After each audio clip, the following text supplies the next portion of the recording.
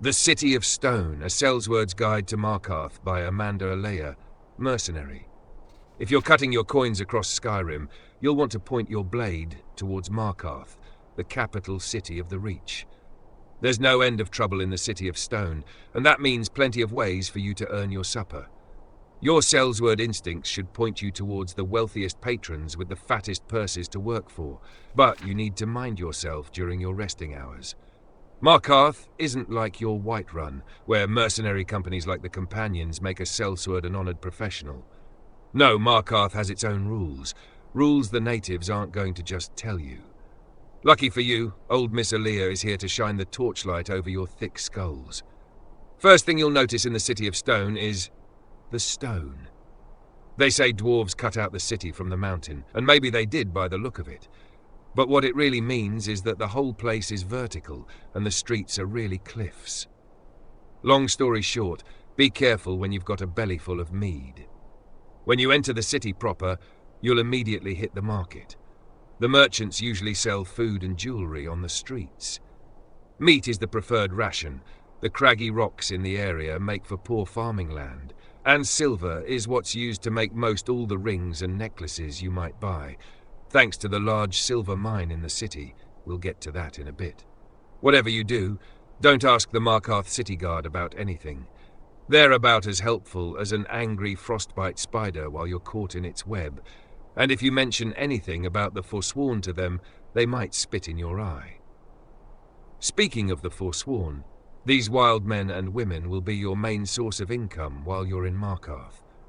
The Jarl almost always has a bounty on some forsworn leader or another, and if you don't mind going blade to axe with someone 2 septims short of a pint of ale, it's steady work.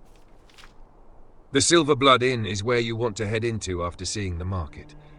The drinks are, as usual, watered down, and judging by the metallic taste, with water from the rivers that run through the city's smelter district. What's important here is getting a room to stay in. You won't find any friendly faces to con your way into a cheap place to stay in Markarth.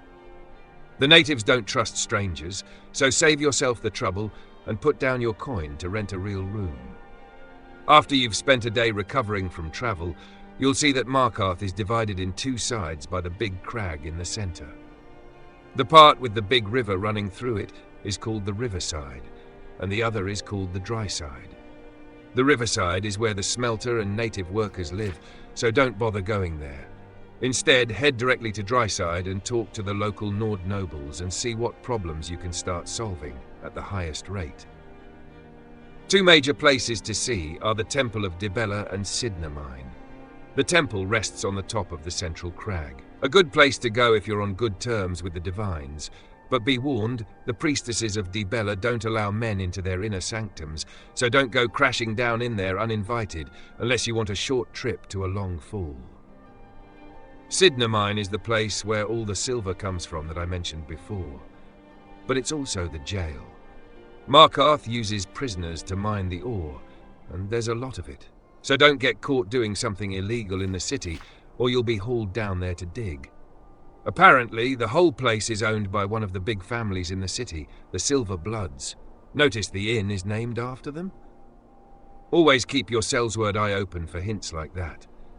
I tried meeting with the head of the Silver Blood family to see if they had any work, but guarding their mines isn't the blood rush I become a mercenary for. Something to keep in mind for yourself if you're thinking of staying a few months. The final place I'll talk about here is Understone Keep, the home of the Jarl in Markarth. It's a fancy palace like any other, assuming your palace is built underground, but what you need to know is the city underneath the keep. That's right, there's another city below Markarth, one of those old dwarven ruins.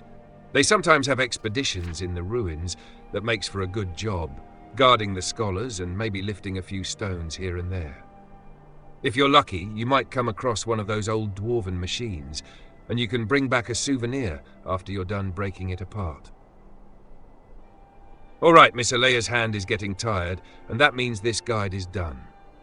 Last piece of advice, don't cause trouble in Markarth. Don't start fights. Don't stop fights. Don't stick your head anywhere without someone from the city paying you for it, because believe me, No one in Markarth wants you there. Make your gold, drink your mead, see what's there to see, and move on. Nothing changes in the City of Stone, and that's just fine.